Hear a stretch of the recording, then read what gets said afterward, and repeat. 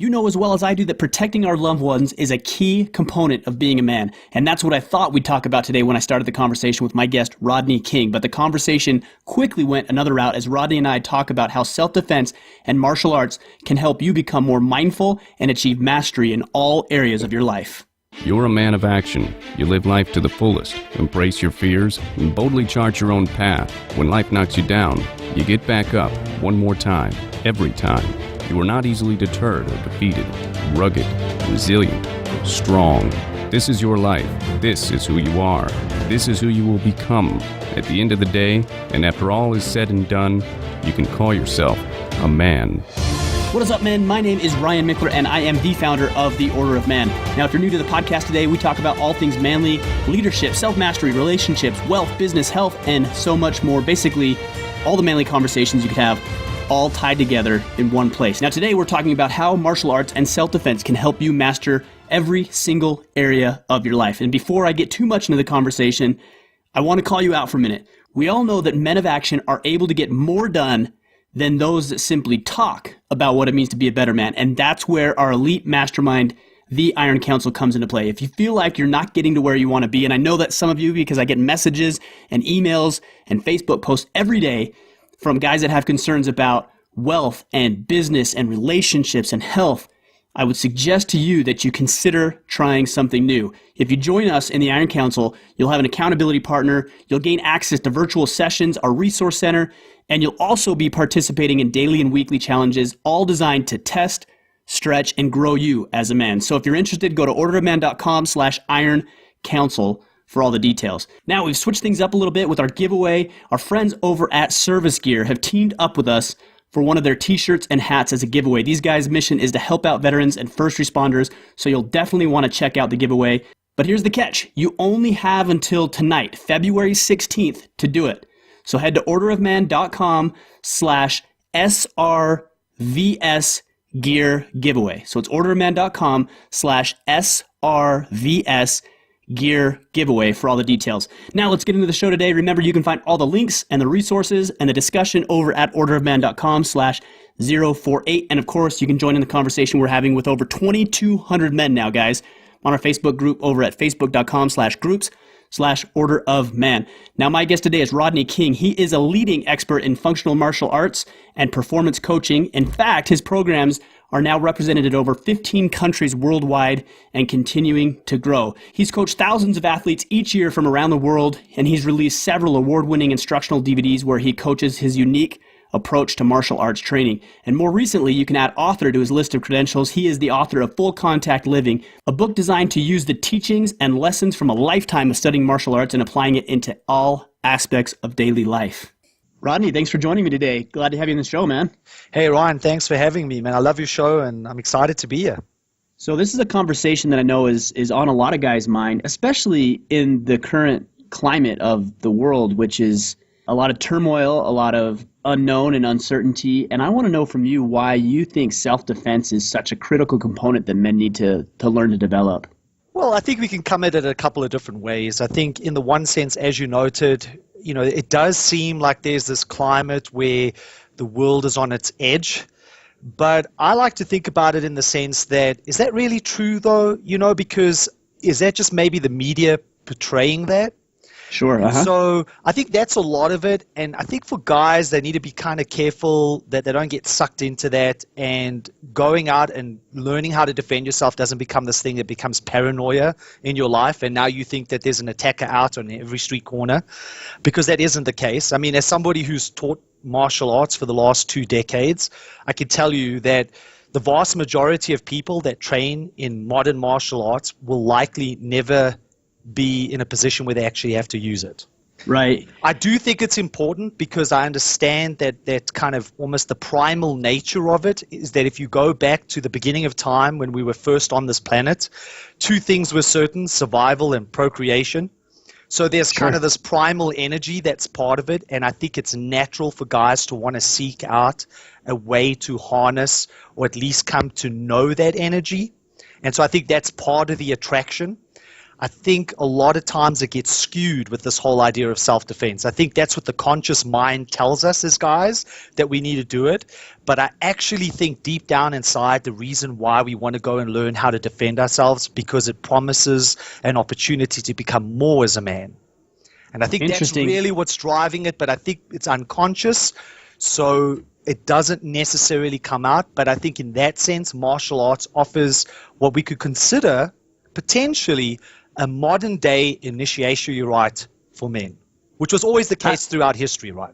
How does this translate then to other areas of your life? Because you're telling me not to approach it necessarily from the self-defense of it and approach it from, hey, this is going to help me be a better man. How does that apply to other areas?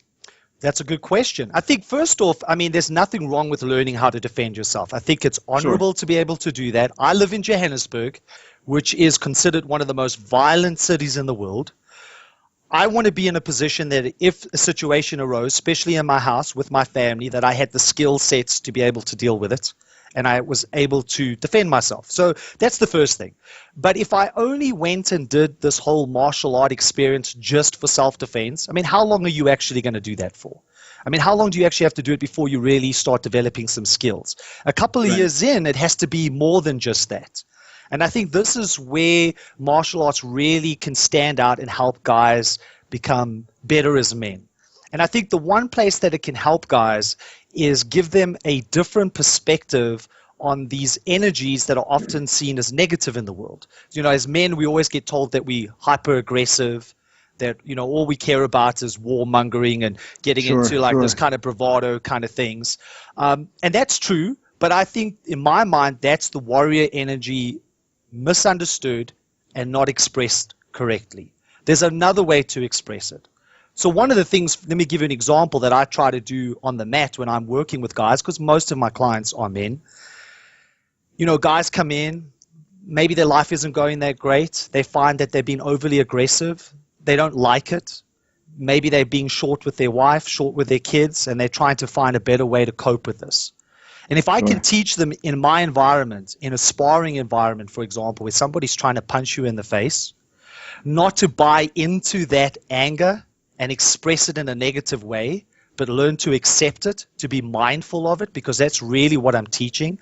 I'm teaching guys to be mindful of these energies that arise within them and then learn to manage it differently and have a different relationship with it. And if they can do that, they start to realize that that very energy, that aggressive energy that gets them into trouble per se, in relationships and so forth, is also the very energy that they require in order to achieve the goals that they set for themselves. It just depends on what narrative that you're creating around it.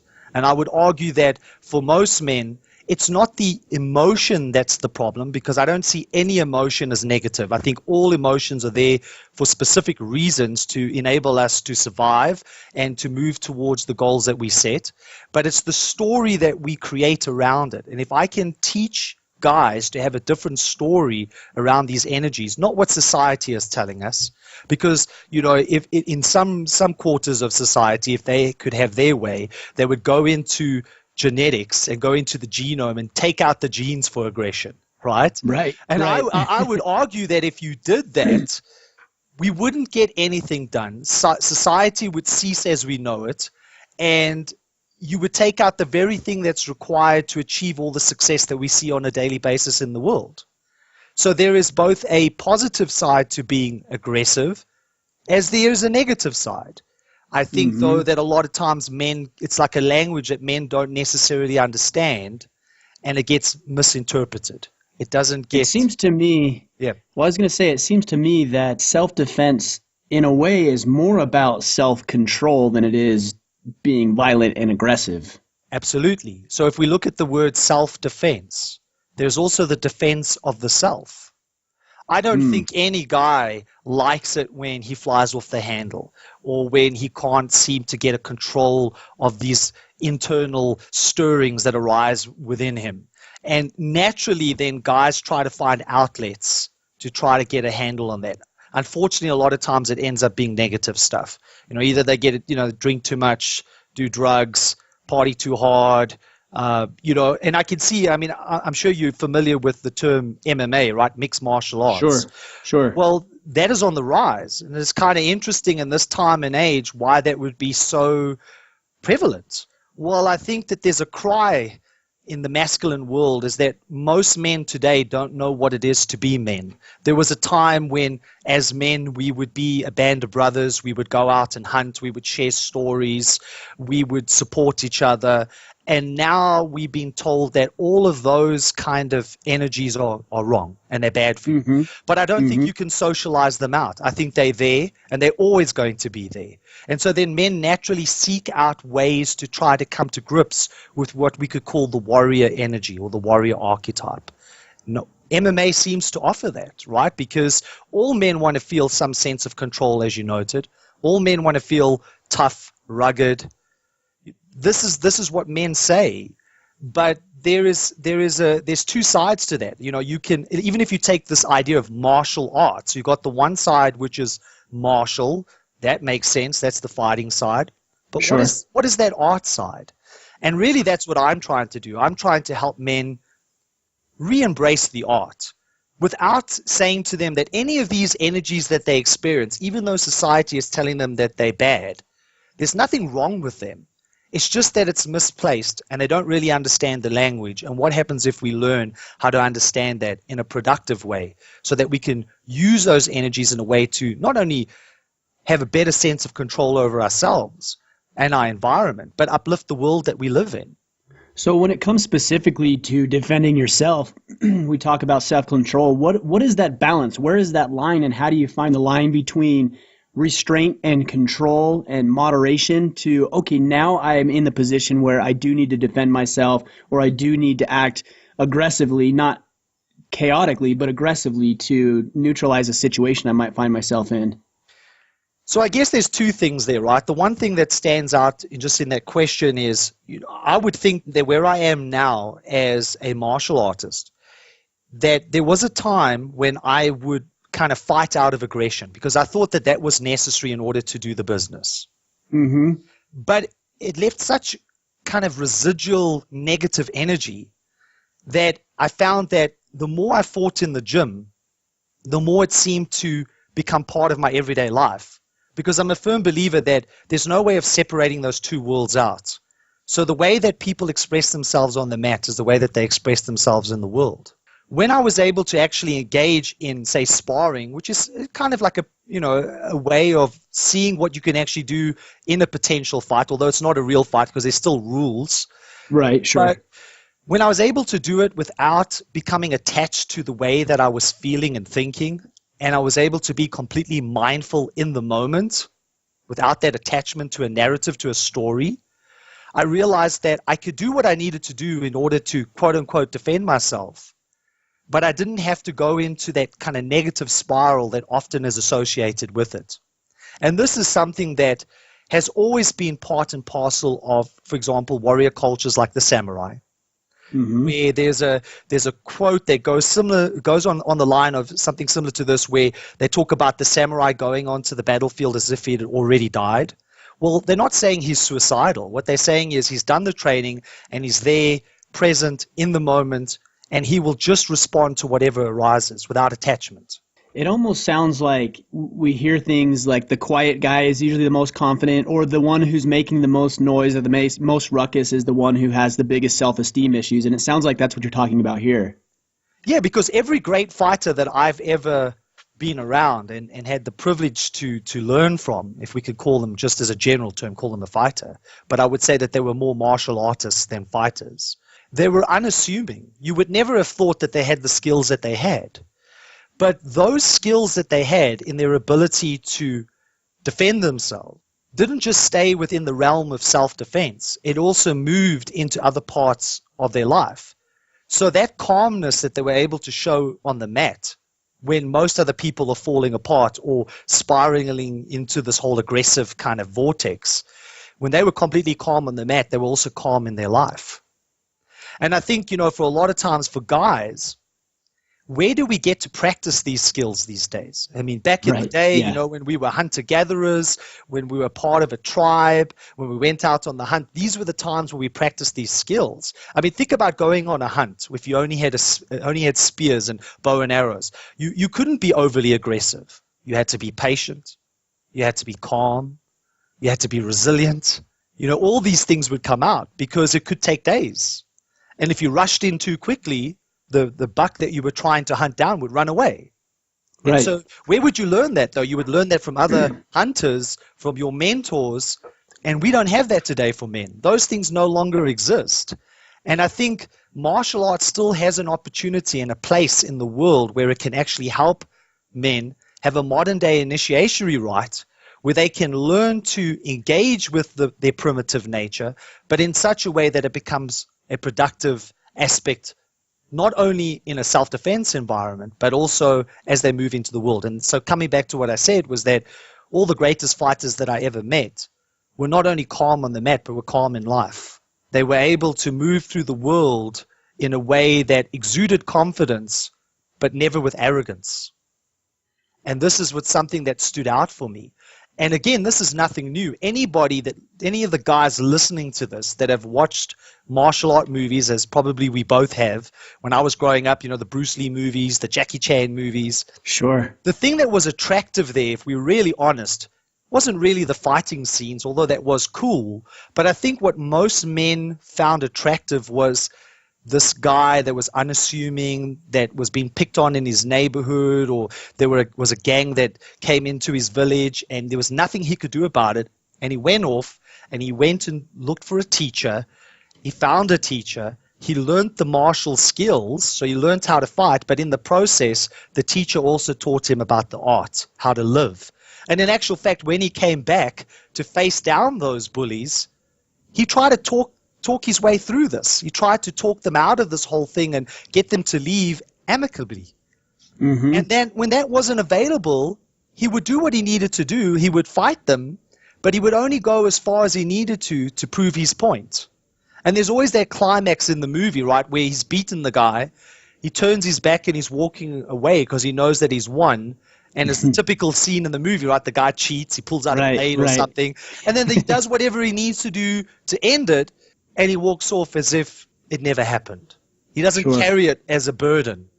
I think that is what has always attracted men to those martial art movies. I know that it attracted me. And so if I'm really honest, even though I went through the fight cycle and I spent several years outside some of the roughest nightclubs in Johannesburg as a head doorman, I've also done my stint in the military, all those kinds of things.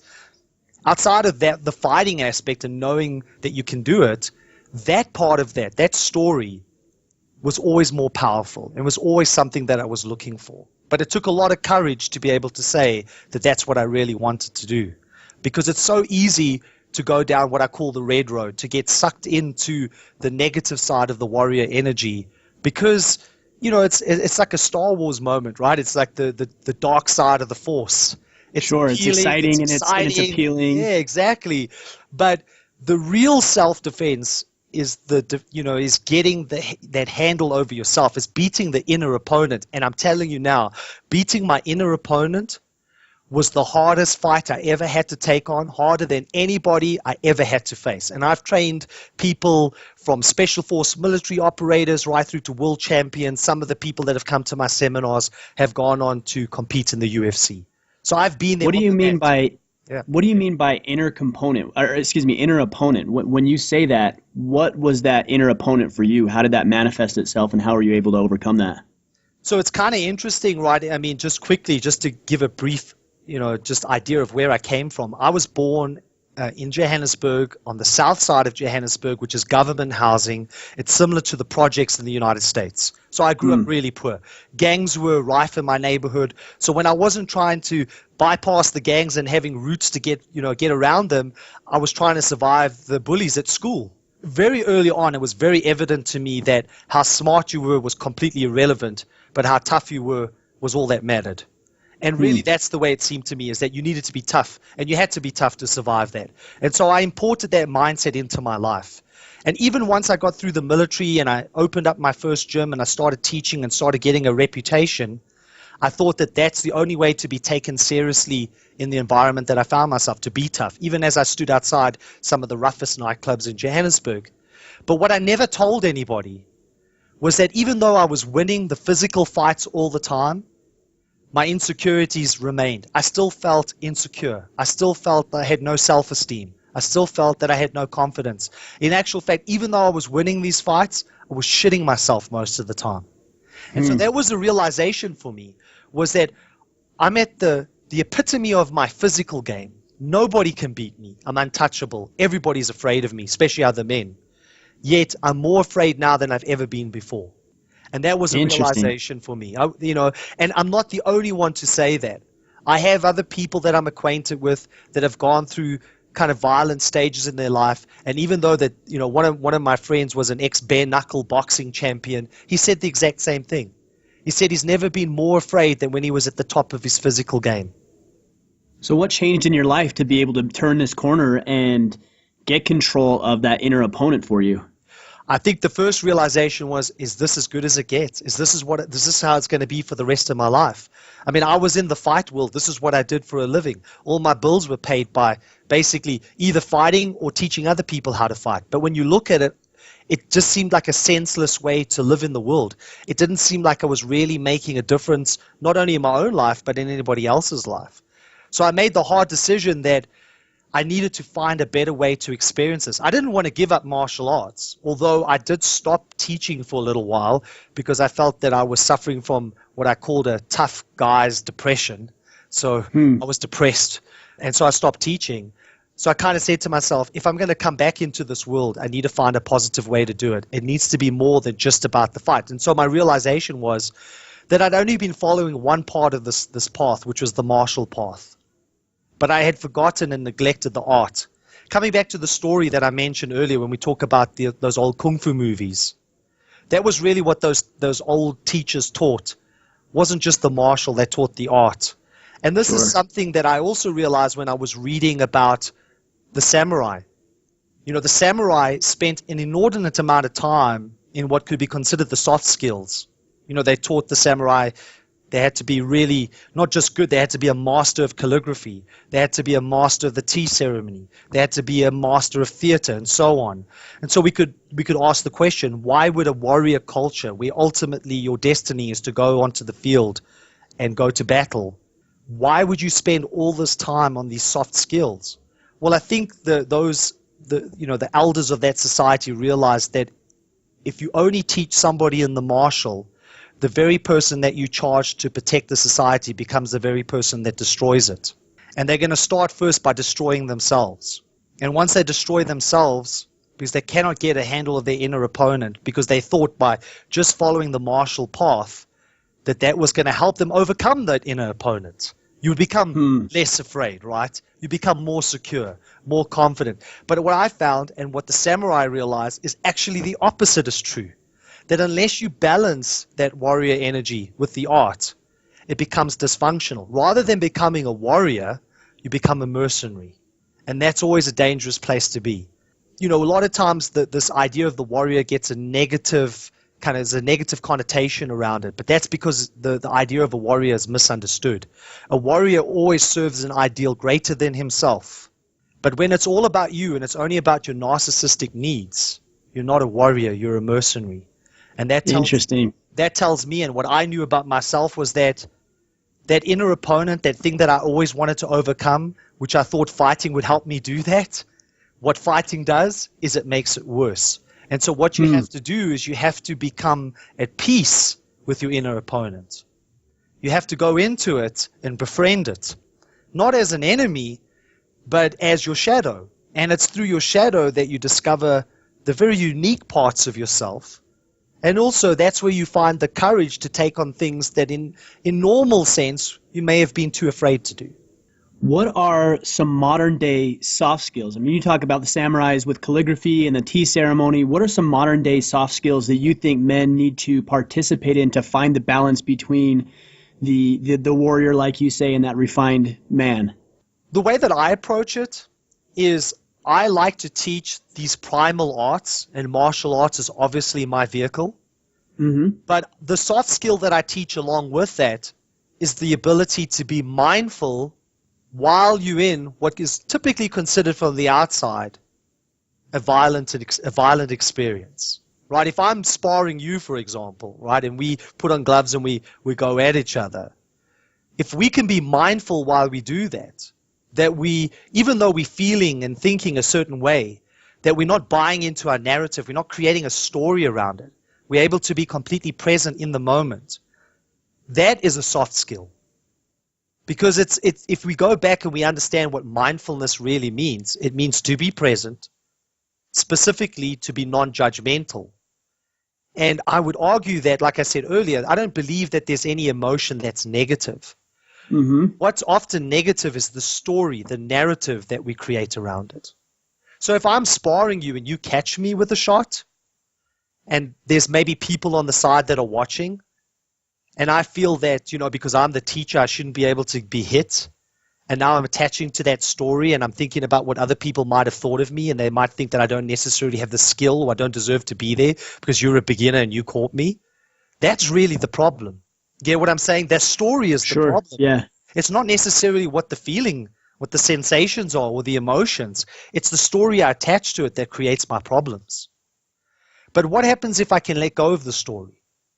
What happens if I can surf that edge of the chaos without attaching to the story and just be completely present in the moment and be in what's considered, I guess, a violent place to be, because most people who don't understand martial arts just think it's about violence. But I would argue that when you approach it from that perspective, it's about becoming more as a human being and in actual fact overcoming the violence.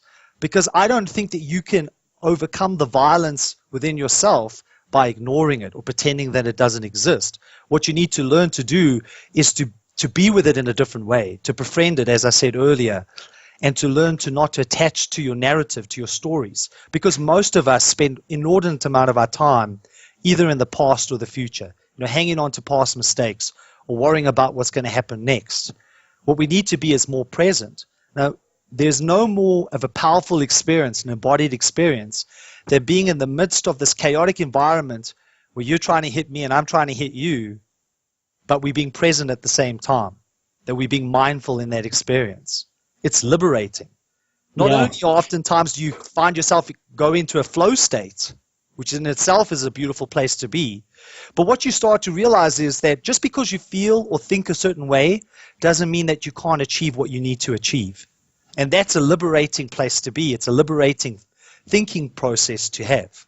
So I've got a follow-up question on this situation where you said that if a student maybe catches the teacher and you talk about not attaching a story to that and being present and mindful, what would be the better outcome in that scenario? How would you address that specific scenario? What does it mean to be mindful in that lesson?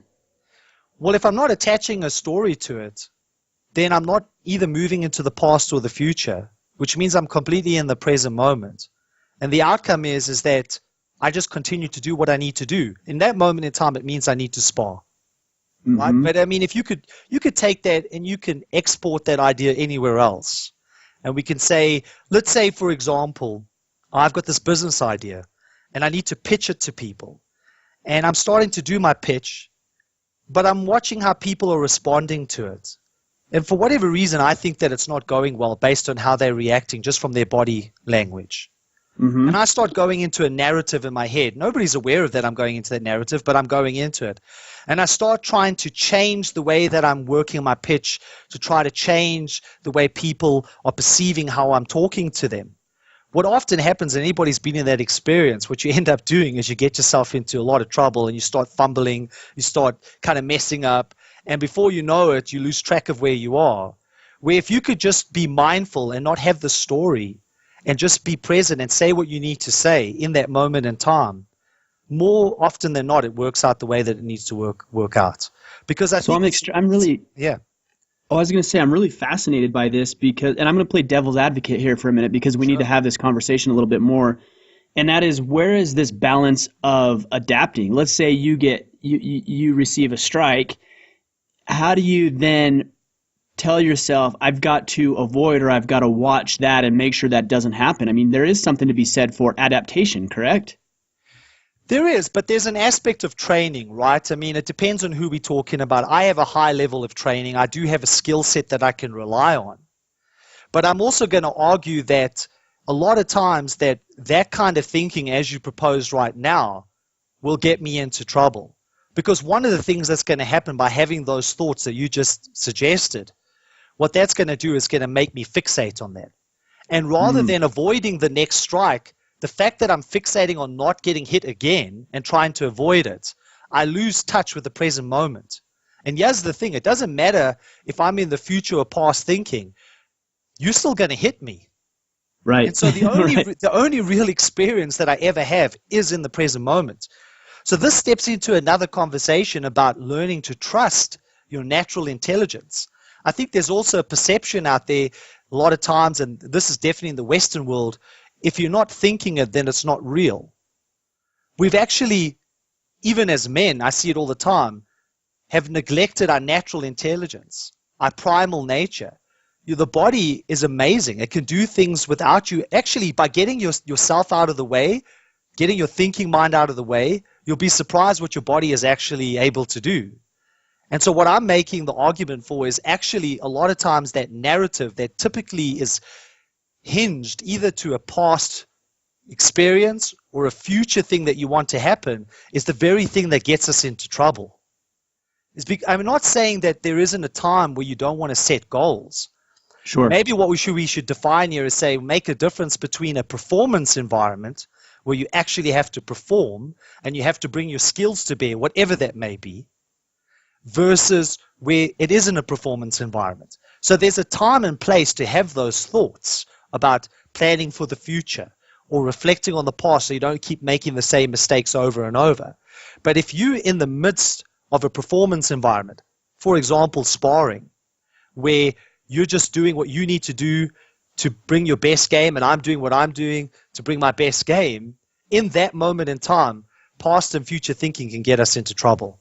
I completely agree with what you say. This is such an important discussion. I get asked a lot of questions about what should I do to blank? What should I do to get in better shape? What should I do to start a business? And my answer more often than not is, I bet you already know what to do, but for some reason you're not currently doing it. Exactly. And I think that's what we're talking about here. It's really just a matter of relying on your preparation and your life experiences to now perform. It's time to take action and time to move forward. Exactly. And there's also this idea of perfection, right? I mean, I'm an entrepreneur. I know you are as well. Probably many people listening to this, many of the guys are entrepreneurs. I have a lot of entrepreneurial clients. And one of the biggest things that I notice is that they're always waiting for perfect to happen before they make a move. Well, if you're waiting for perfection, you're going to be waiting a long time, right? Because perfection is an illusion. And so what you need to learn is you need to learn to be able to move towards your goals even though things aren't perfect. There is a beauty in imperfection. And if you wait for perfection to happen, it will never happen. And so one of the kind of learning experiences there on the mat is learning that things don't have to be 100% perfect for you to make the move that you need to make. And also, just because you're feeling or thinking a certain way doesn't define the outcome of that experience. What often will define the outcome of that experience is the story that you attach to it. And if you can not have that story that holds you back, if you can learn to be mindful, which is to allow whatever arises to arouse, it's not like you're ignoring it. You know what is happening within inside you. But without judgment, you can just look at it as curiosity. I can say, well, there is fear. But why do I need to bring anything else into that discussion? If I can just leave it as it is and continue to do what I want, what I need to do, I'll be able to move towards my goals. And that's to me is a powerful play. It took me forever to learn that. And I think what's difficult, if somebody's listening to this, the difficulty that people have with this is that it's counterintuitive. And that's not what we've been sold by society. I mean, most people, this whole idea of the cult of optimism is a good example, thinking positive all the time and so forth. But there's a lot of research to show that actually a lot of people who are overly optimistic also are the kinds of people that don't achieve anything. because Sure. they're not willing to put the work in. They think it's just going to Right. happen. They think it's going to work out. It's just going to work out, right? It's that kind of Right. the idea of The Secret, which is the biggest bullshit movie ever made. Think it and it'll happen. No, it doesn't work that way, right? Actually, a lot of times the stuff that you're thinking can be the very thing that holds you back. So you just need to get to a place where you decide, this is what I want to do, and I'm going to move towards it. I don't need to be 100% ready. I just have to move towards my goal. And Right. that gives you an embodied trust, which is far more beneficial than falling prey to the cult of optimism. That's kind of what I'm saying. But like I said, I think it's counterintuitive. I mean, a lot of times, like even when I'm dealing with people on the mat, they want to know what's the next move. Surely there must be a sequence that I can do that's going to basically put me in a position where I can beat this opponent. That's how a lot of Right. martial arts styles have been set up as well. It's kind of this predefined step-by-step approach, right? As if somehow you can take a chaotic environment and break it And down to control its smallest components. And if you understand the smallest components, you have a sense of control. Well, anybody that knows anything about a chaotic environment knows that the more you try to predict it, the further you move away from the prediction. Sure. You're actually manipulating it. Mm-hmm. Yep. Yeah, interesting. So, all right. So, Rodney, let's say somebody's listening to this and they see the value of what you're talking about. That the artistic side of martial arts is something that can apply across every facet of life. How do you suggest a man get started down the path that you've headed down over the past several decades? Read my book. I wrote a book about this. We didn't really go into it. There are a whole bunch of tools that I outline that I learned through the martial art experience that I apply not only to martial arts but to my everyday life. My book's called Full Contact Living. It's essentially what I'm teaching there is how to take on the martial arts of everyday life. And so I outline 6 principles in the book that are embodied principles that anybody can use. And it's even though I wrote it from a martial artist perspective and what I'd learned, you don't need to be a martial artist to get something out of the book. I think any guy could read that book and gain a lot of valuable insight into things that they may have, intuitively known, but maybe not really have understood how to actually utilize that. And so it goes Sure. into applying that beyond martial arts into everyday life, in your work, in your professional life. That's kind of what the book focuses on. So I would say that would be a good place to start. I mean, I So wish can you that share book with me? Sure. I wish that book was written a decade ago. It would have saved me a lot of headaches. That someone else wrote it and gave it to you, right? Gave before it you to got me. I was started? like, man, that would have saved me a lot of headaches. It really would have. So can you share with me the first principle really briefly? Well, I can go through it quickly. I mean, the first principle is something we've been talking about, is this idea of imperfection. And in Japan, they have a beautiful way of describing this. They call it wabi-sabi. It's the beauty in imperfection. It's the idea that, in actual fact, that you have to move towards the things you want to move towards, and you have to do that even though things are not perfect. And the reality is, things are never going to be perfect. And so, as I said earlier, if you're waiting for perfect to happen, you're going to be waiting a really long time. Then, of Right. course, the rest of the book, I created a handy acronym. I call it the iGamer method. The rest of the book then goes into tools and strategies on that you can apply in this imperfection, in the world that just never seems to go your way, as it does for everybody, right? While you're making plans, life continues. So what do you actually do? And one of the first strategies I talk about is grounded thinking, which comes back to a lot of what we've been talking about being present. But when you don't know how to be present, it can be kind of difficult to harness that skill. So one way that I teach is actually to use the thinking mind as a way to deceive the thinking mind. So you use the thinking mind on purpose to get yourself back to the present moment. And I describe something what I call task-relevant cues, where you actually use cue words that you've designed. I give some, but you can design your own to get yourself back into the present moment. The next step goes into what I call attitude embodied. And so what I talk about there is the way that you show up matters more than you think. 70% of communication is nonverbal. And so the thing that I focus on there, though, is that the way that you hold your body, the way that you hold your posture, not only changes your physiology, and by the mere fact that it changes your physiology will change the way that you think about yourself. So if we talk about moving into the world more confident, as simple as it sounds, presenting a more confident position, the way that you hold your body, changes your physiology. This is not me just saying this. The science has caught up with this, and they know that the way that you hold your body does change your physiology. They've done experiments where, for example, clenching your fist for roughly 30 seconds, they found that boosts a person's confidence. So there is the metaphor of the body. The way that you use your body changes your physiology, which changes the way that you think about yourself. So that's attitude embodied.